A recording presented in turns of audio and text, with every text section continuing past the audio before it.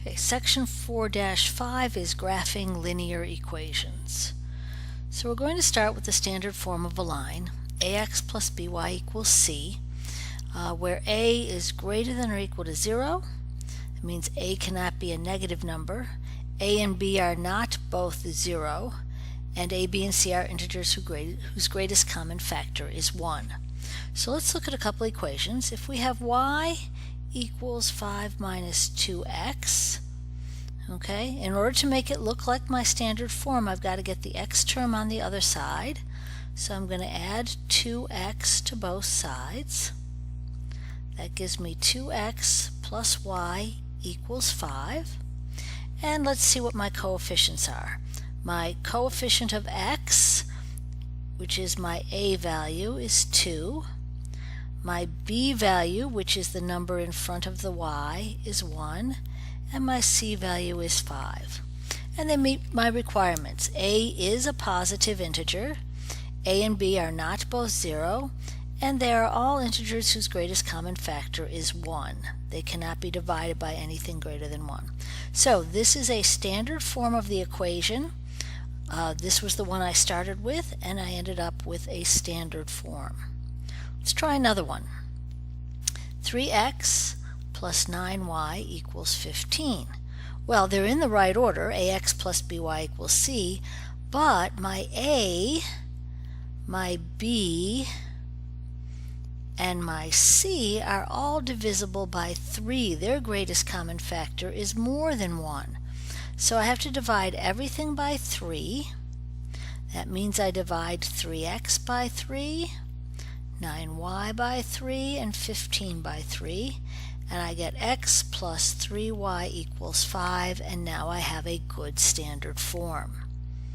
Okay, let's look at another one. I'm going to erase this. Remember, if you miss something, you can always go back and pick up the writing. It'll be there. Let's look at this one. 2xy minus 5y equals 6. Well, I'm supposed to have just an x and just a y, and I've got an xy here. This is not a linear equation. Same thing if I had something like this, 2x squared plus 3y equals 1. Okay, this is not linear either, because instead of having an x, I have an x squared. So those are not linear equations, and I can't write them in standard form. Let's look at one more. 1/3 y equals negative 1.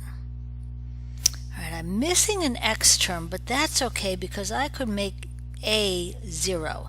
0x is the same as having nothing there.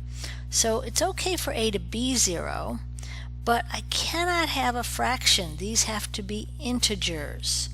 So what could I do so that 1/3 y equals negative 1 could be rewritten with an integer? So if I multiply by 3 on both sides, 3 times 1/3 is 1, and I get net y equals negative 3. And this is a standard form.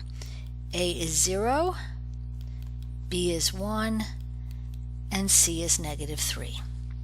So there's a couple of different ways that you can rewrite equations to show them in standard form, and ways to recognize when something is not linear.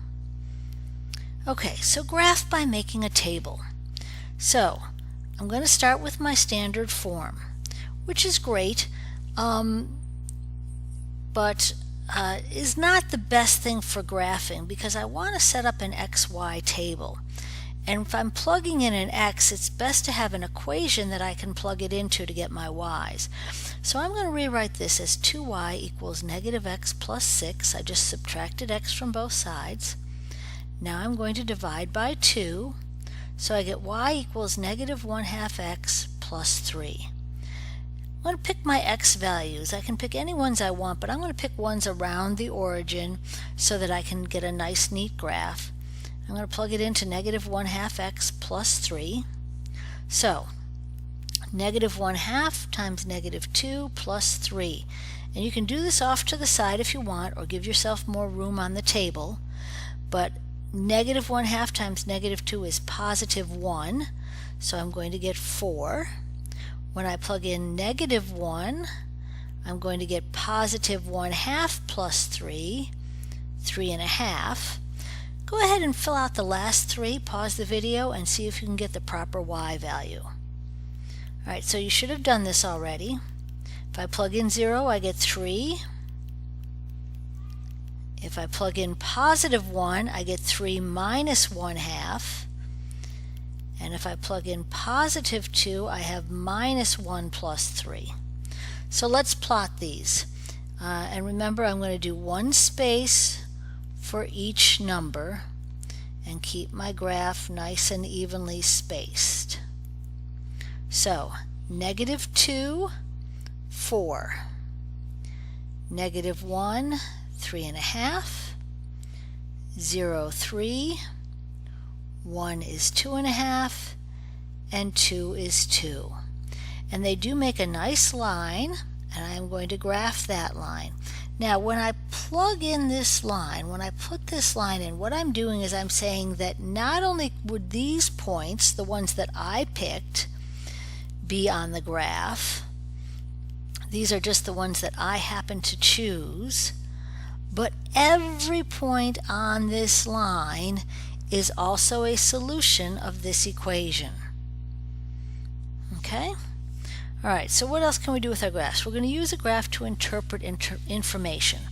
So there's a problem in the book that says that if you swim, you burn 10.6 calories per minute of swimming.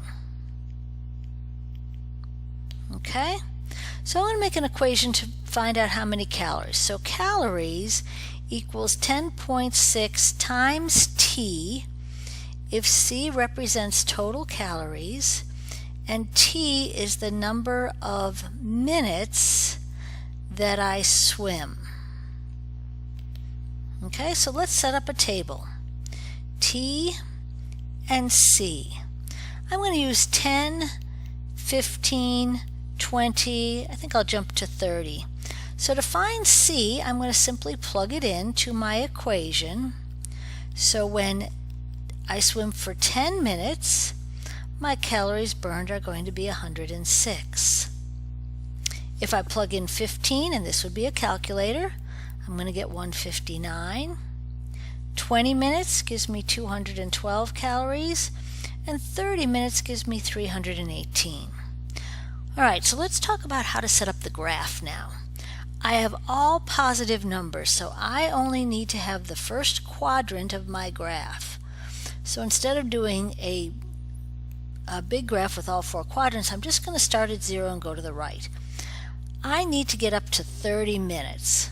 So I think I'm going to count this out and do 5, 10, 15, 20, 25, 30, 35. I need to get up to 318 calories. So it looks like if I do 100, 200, 300, that'll work. So there's 50, there's 100, 150, 200, 250, 300, 350. Okay, so let's see what happens here. 10, I need 109. I don't know, or 106. I don't know exactly where that is, but I know it's close to 100. 15 minutes is 159 calories, so just a little bit over 150. Remember, this here is 175, so I don't want to go too close to that. 20 minutes, up to 212.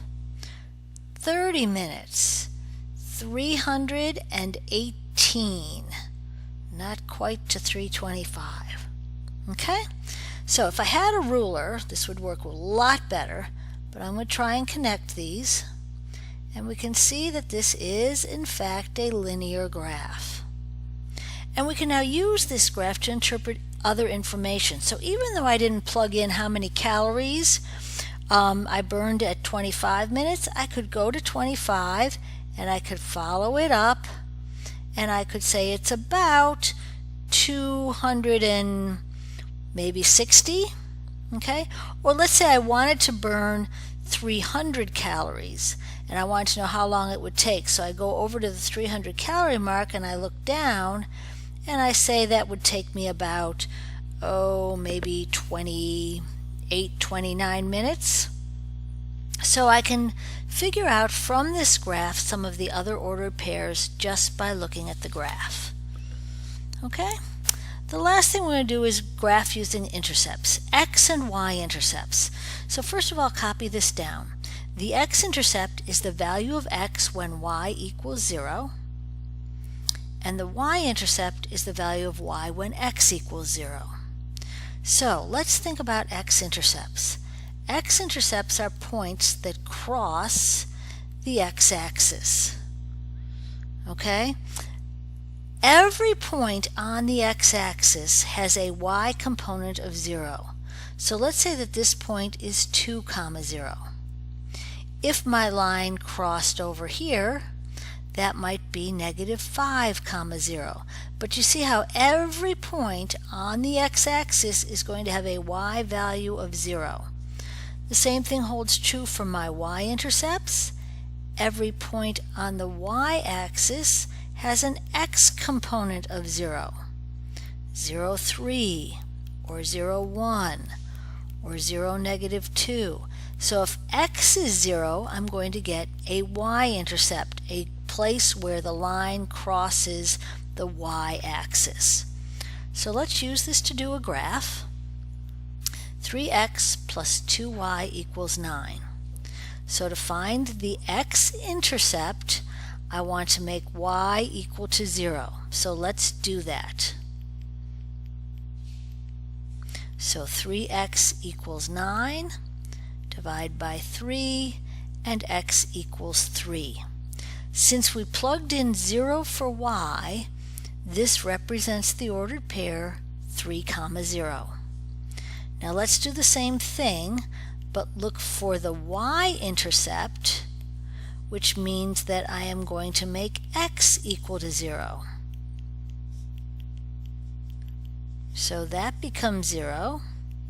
2y equals 9, divide by 2, and y equals 9/2.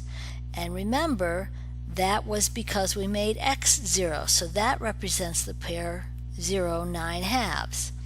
So my x-intercept is the point 3, 0, because when y was 0, x was 3.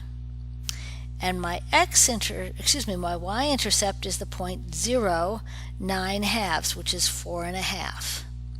Once I have those 2 points, all I have to do is connect them to graph my line.